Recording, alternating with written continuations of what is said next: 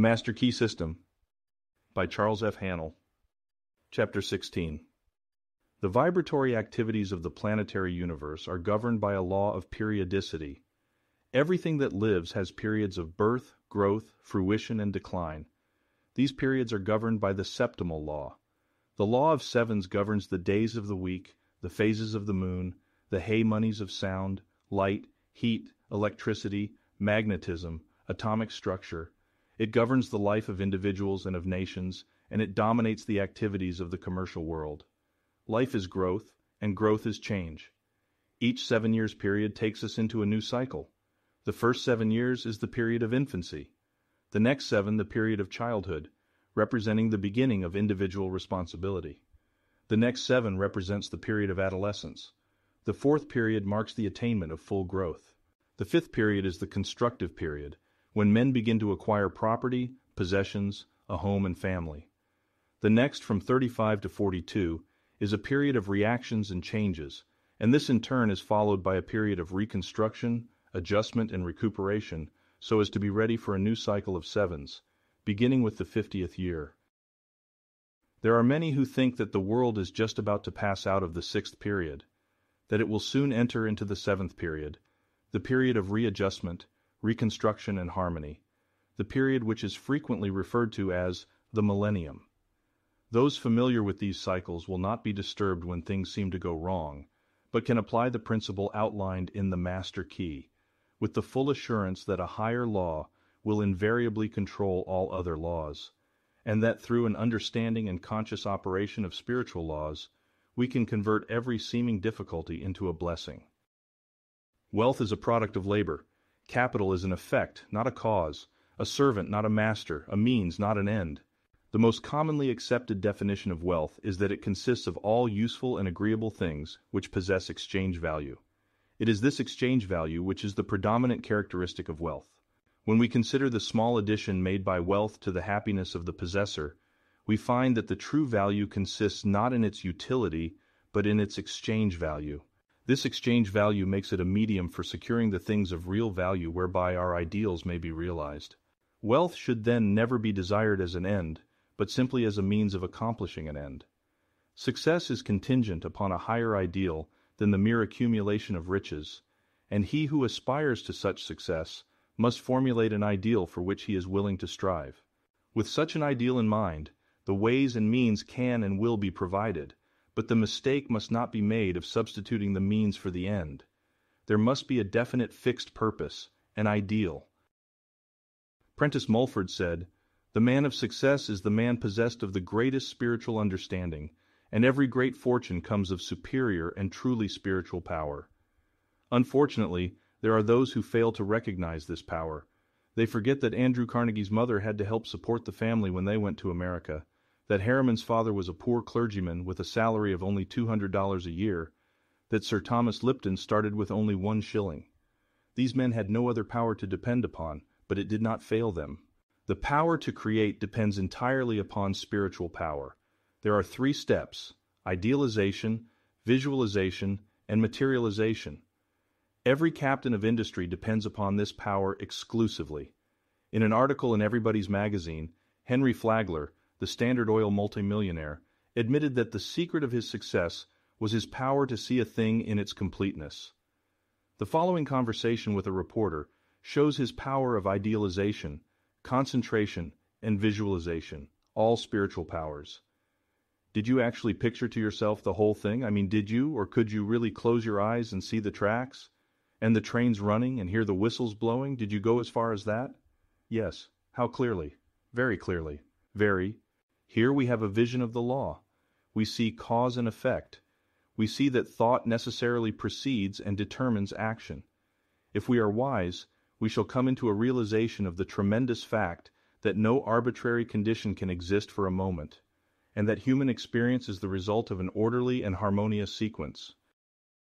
The successful businessman is more often than not an idealist and is ever striving for higher and higher standards. The subtle forces of thought as they crystallize in our daily moods are what constitute life. Thought is the plastic material with which we build images of our growing conception of life. Use determines its existence. As in all other things, our ability to recognize it and use it properly is the necessary condition for attainment. Premature wealth is but the forerunner of humiliation and disaster, because we cannot permanently retain anything which we do not merit or which we have not earned. The conditions with which we meet in the world without correspond to the conditions which we find in the world within. This is brought about by the law of attraction. How then shall we determine what is to enter into the world within? Whatever enters the mind through the senses or the objective mind will impress the mind and result in a mental image which will become a pattern for the creative energies. These experiences are largely the result of environment, chance, past thinking, and other forms of negative thought, and must be subjected to careful analysis before being entertained. On the other hand, we can form our own mental images through our own interior processes of thought, regardless of the thoughts of others, regardless of exterior conditions, regardless of environment of every kind, and it is by the exercise of this power that we can control our own destiny, body, mind, and soul. It is by the exercise of this power that we take our fate out of the hands of chance, and consciously make for ourselves the experiences which we desire, because when we consciously realize a condition, that condition will eventually manifest in our lives. It is therefore evident that in the last analysis, thinking is the one great cause in life. Therefore, to control thought is to control circumstances, conditions, environment, and destiny. How then are we to control thought? What is the process? To think is to create a thought, but the result of the thought will depend upon its form, its quality, and its vitality. The form will depend upon the mental image from which it emanates. This will depend upon the depth of the impression, the predominance of the idea, the clarity of the vision, the boldness of the image. The quality depends upon its substance, and this depends upon the material of which the mind is composed. If this material has been woven from thoughts of vigor, strength, courage, determination, the thought will possess these qualities. And finally, the vitality depends upon the feeling with which the thought is impregnated. If the thought is constructive, it will possess vitality. It will have life. It will grow, develop, expand. It will be creative. It will attract to itself everything necessary for its complete development. If the thought is destructive, it will have within itself the germ of its own dissolution. It will die, but in the process of dying it will bring sickness, disease, and every other form of discord. This we call evil, and when we bring it upon ourselves, some of us are disposed to attribute our difficulties to a supreme being. But this supreme being is simply mind in equilibrium. It is neither good nor bad. It simply is. Our ability to differentiate it into form is our ability to manifest good or evil. Good and evil, therefore, are not entities. They are simply words which we use to indicate the result of our actions, and these actions are in turn predetermined by the character of our thought. If our thought is constructive and harmonious, we manifest good. If it is destructive and discordant, we manifest evil.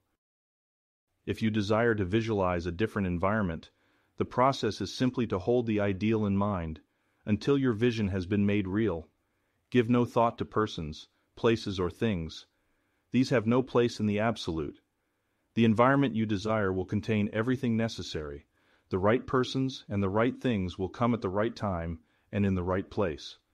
It is sometimes not plain how character, ability, attainment, achievement, environment, and destiny can be controlled through the power of visualization, but this is an exact scientific fact.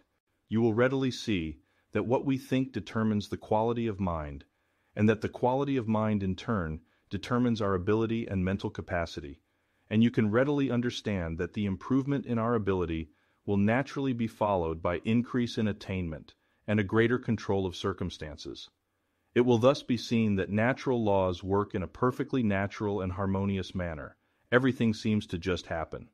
If you want any evidence of this fact, simply compare results of your efforts in your own life, when your actions were prompted by high ideals, and when you had selfish or ulterior motives in mind. You will need no further evidence.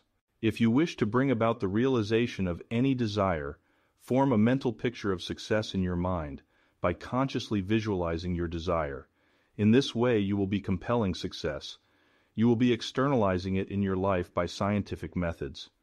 We can only see what already exists in the objective world, but what we visualize already exists in the spiritual world, and this visualization is a substantial token of what will one day appear in the objective world, if we are faithful to our ideal. The reason for this is not difficult. Visualization is a form of imagination. This process of thinking forms impressions on the mind, and these impressions in turn form concepts and ideals, and they in turn are the plans from which the master architect will weave the future. The psychologists have come to the conclusion that there is but one sense, the sense of feeling, and that all other senses are but modifications of this one sense. This being true, we know why feeling is the very fountainhead of power, why the emotions so easily overcome the intellect, and why we must put feeling into our thought, if we wish results. Thought and feeling are the irresistible combination. Visualization must, of course, be directed by the will. We are to visualize exactly what we want. We must be careful not to let the imagination run riot. Imagination is a good servant but a poor master, and unless it is controlled it may easily lead us into all kinds of speculations and conclusions which have no basis or foundation of fact whatever. Every kind of plausible opinion is liable to be accepted without any analytical examination, and the inevitable result is mental chaos. We must therefore construct only such mental images as are known to be scientifically true. Subject every idea to a searching analysis and accept nothing which is not scientifically exact. When you do this, you will attempt nothing but what you know you can carry out, and success will crown your efforts. This is what businessmen call far-sightedness. It is much the same as insight, and is one of the great secrets of success in all important undertakings.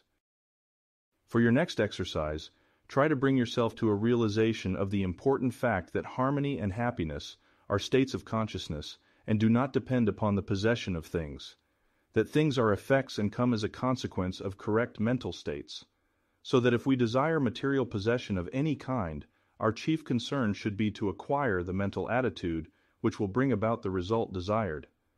This mental attitude is brought about by a realization of our spiritual nature and our unity with the universal mind which is the substance of all things.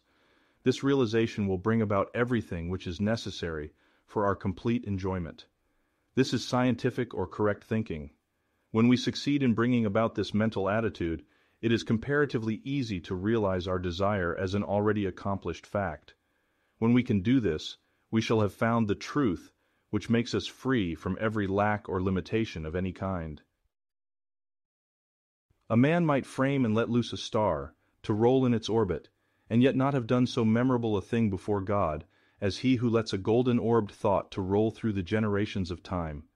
H.W. Beecher. Part 16 Q&A. Upon what does wealth depend? Upon an understanding of the creative nature of thought. Upon what does its true value consist? Upon its exchange value. Upon what does success depend? Upon spiritual power. Upon what does this power depend? Upon use. Use determines its existence. How may we take our fate out of the hands of chance? By consciously realizing the conditions which we desire to see manifested in our lives.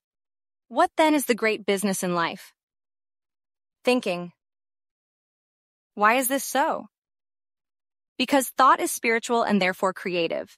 To consciously control thought is therefore to control circumstances, conditions, environment, and destiny. What is the source of all evil? Destructive thinking. What is the source of all good? Scientific correct thinking. What is scientific thinking? A recognition of the creative nature of spiritual energy and our ability to control it. To every man there openeth a way, and the high soul climbs the highway, and the low soul gropes the low. And in between on the misty flats, the rest drift to and fro.